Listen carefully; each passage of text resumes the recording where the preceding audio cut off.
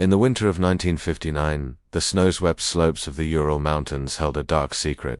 The local Mansi people called it Kolatsiako, or Dead Mountain, a place where spirits walked and the wind whispered warnings.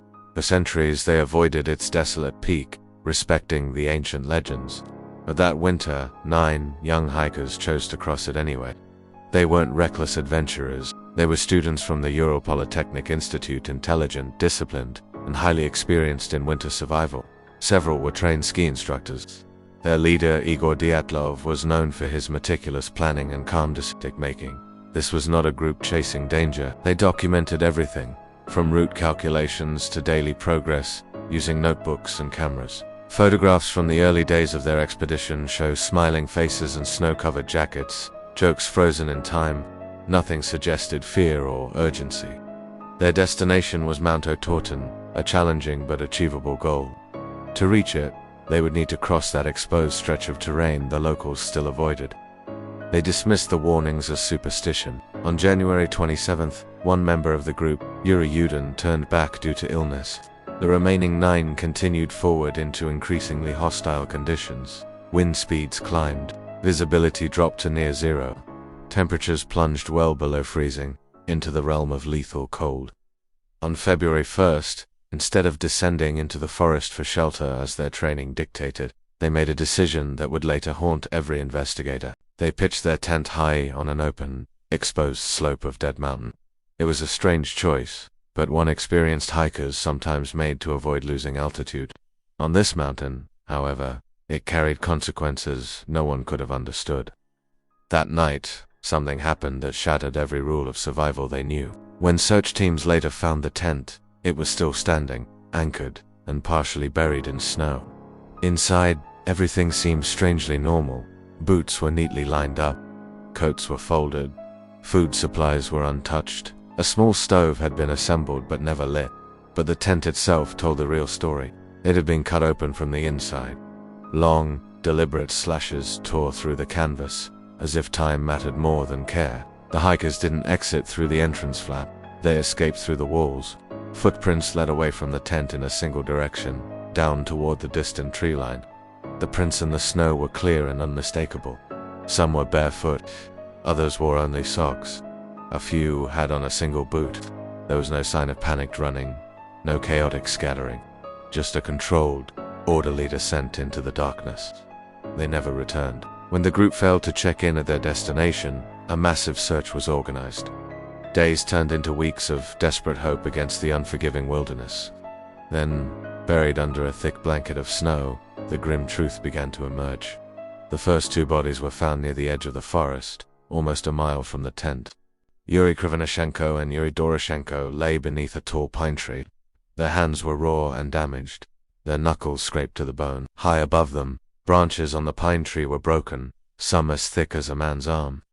Someone had climbed it. Between the tree and the tent, searchers found 3 more bodies: Igor Dyatlov, Zineda Kolmogorova, and Rustem Slobodin. They were positioned as if trying to return uphill to the relative safety of the tent. One collapsed after another, frozen mid-float. Their faces were locked into expressions that disturbed even the most seasoned rescuers. An autopsy revealed Slobodin had a small fracture in his skull, but it wasn't considered fatal. More disturbingly, their skin carried an unusual, almost orange hue, and their hair appeared prematurely gray. 4 hikers were still missing. It wasn't until spring, when the snow finally began to melt, that the final, horrifying discovery was made. Deep in a ravine, buried under meters of ice and debris, the last 4 individuals were found. Their injuries were unlike anything the examiners had ever seen. Ludmila Dubinina had massive chest trauma, her ribs crushed with incredible force. Semyon Zolotaryov suffered similar devastating chest injuries. Alexander Kolevatov's neck was broken. Nikolai Bobrignol had a fractured skull. Most disturbingly, Dubinina was missing her tongue and the soft tissue from her face. These were not injuries caused by hypothermia or animal attacks. The medical examiner described the force involved as comparable to a high-speed car crash. Yet, there were no external wounds, no bruises, no cuts, no signs of a struggle to explain the catastrophic internal damage. The skin was largely intact. Radiation testing revealed that several articles of clothing carried abnormal levels of radiation. Not enough to be fatal, but localized and inconsistent. Some of the victims were found wearing clothes that didn't belong to them, suggesting that, in their final moments, survivors had removed garments from their dead friends in a desperate attempt to stay warm. Even in that chaos, there was evidence of thought, of order, of a powerful survival instinct fighting against an unknown terror. The official Soviet investigation concluded that the hikers died due to an overwhelming natural force. The wording was deliberately vague. The case was closed quickly. The files were classified, photographs were restricted, and the entire area was sealed off for years. But the questions remained. Witnesses in nearby settlements later reported seeing strange, glowing orbs in the sky on the night of the incident. Military archives confirmed that experimental weapons testing did occur in the region during that time. Avalanche theories emerged decades later, but they failed to explain the totality of the evidence. The slope angle was too gentle for a major avalanche. The placement of the tent contradicted it, and the injuries simply did not match debris flow patterns. Something caused 9 of the most experienced hikers in the Soviet Union to flee their shelter into lethal cold without protective gear. Something inflicted crushing internal force without leaving a mark on their skin. Something contaminated their clothing with radiation without burning their flesh. Dead Mountain offered no explanation. 9 names were recorded in official files. Injuries were measured. Causes of death were written down without clarity, but the truth never followed.